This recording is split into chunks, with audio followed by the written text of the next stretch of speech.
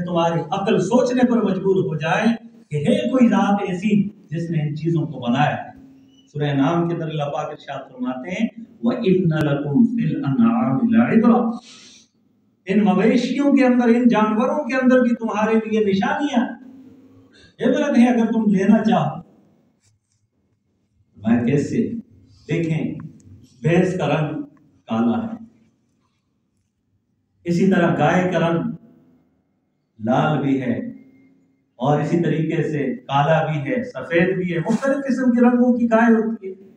بکریوں کے مختلف رنگ ہوتے ہیں، اور چارہ جو کھاتے ہیں اس کا بھی رنگ الگ ہوتا ہے۔ تو فرمایا کہ وَإِنَّ لَكُمْ فِي الْأَنْعَامِ لَعِبْرَةً نُسْقِيكُم مِّن بُطُونِهِ مِن بَيْنِ فَرْثٍ وَدَمٍ لَبَنًا خَالِصًا، کہ تم گوبر اور خون کے درمیان میں سے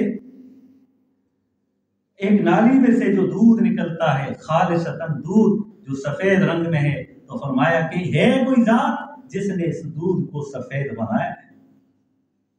کسان جو ہے وہ چارہ ڈالتا ہے، بھینس کالے رنگ کی ہے، اس چارے کو کھاتی ہے، چارے کا رنگ کیسا ہوتا ہے؟ ہرا ہوتا ہے۔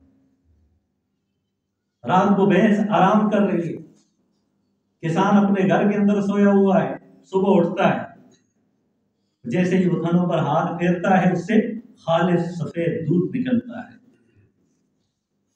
اس چارے کے اندر بھی وہ دودھ نظر نہیں آتا، کالے رنگ کی بھینس ہے، اس کے اندر بھی کوئی ایسی صورت نظر نہیں آتی۔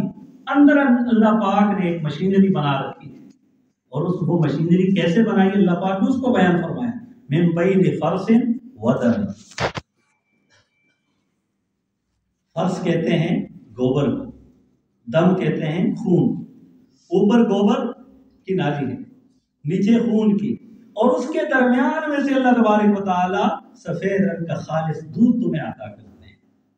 تو فرمایا کبھی اس بات کے اندر بھی غور و فکر کریں۔ وَإِنَّ لَكُمْ فِي الْأَنْعَامِ لَعِبْرَةً، اور مختلف قسم کے جانور ہیں، اللہ پاک نے انسان کے تابع بنائے۔ بھینس کی جسامت دیکھی اور بندے کی جسامت دیکھی، بندے کا کتنا وزن ہوگا؟ زیادہ سے زیادہ 2-2.5 100 کلو ہوگا۔ بھینس کا کتنا وزن ہوتا ہے؟